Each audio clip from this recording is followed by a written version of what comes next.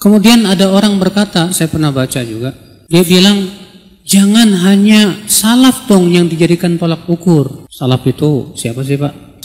Salaf itu ingat ya, saya mau tekankan, salaf itu adalah Rasulullah, para sahabat, para tabi'in dan para tabi'ut. Inilah salaf. Yang antum pikirkan ketika mendengar kata salaf, bukan Ustadz Fulan, bukan. Salaf artinya Rasulullah dan para sahabatnya dan 3 generasi yang utama, itu salaf. Karena masalahnya kata salaf atau salafi ini di zaman sekarang ini berusaha terus dirusak, Pak. Dirusak. Nah, ada orang berkata begitu, jangan cuma salaf saja yang jadi tolak ukur. Kita juga harus jadikan ulama khalaf, orang-orang belakangan jadi tolak ukur. Kita katakan, Pak, kita menjadikan para salaf sebagai tolak ukur karena ada dalilnya jelas.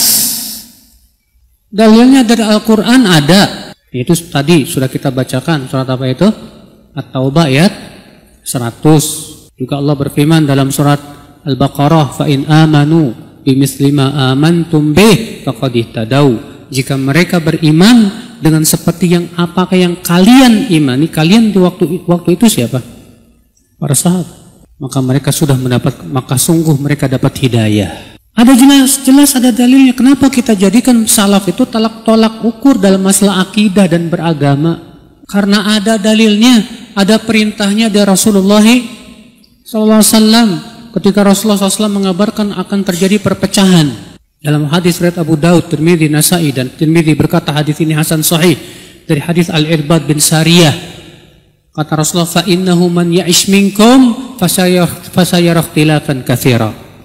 Sesungguhnya orang yang hidup di antara kalian nanti akan melihat perpecahan yang banyak.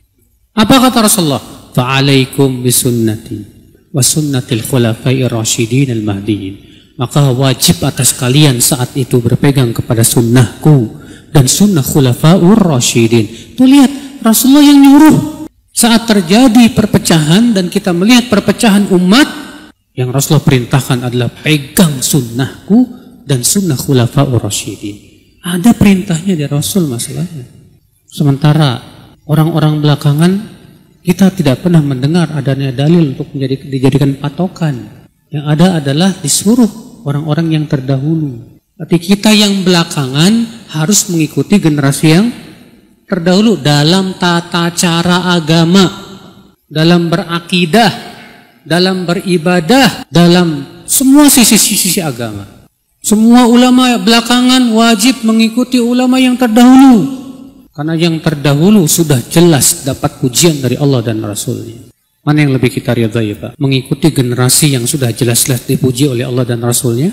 Atau mengikuti generasi belakangan yang gak ada pujian dari Allah dan Rasulnya? Tentu kita lebih aman dong mengikuti yang sudah dinyatakan oleh Allah dan Rasulnya itu sebagai generasi terbaik. Aman kita.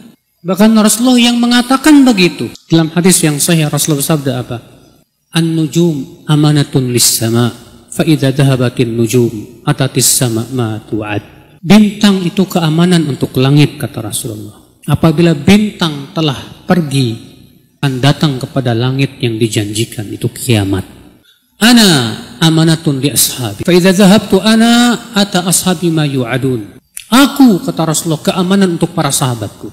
Kalau aku telah pergi akan datang kepada para sahabatku yang telah dijanjikan kepada mereka. Apa itu? Para sahabat saling berperang. Seperti di zaman Ali. Dan apa kata Rasulullah? Wa ashabi amanatun li ummati. Dan para sahabatku adalah keamanan untuk umatku. Fa idza dhahaba ashabi ata ummati ma tu'ad.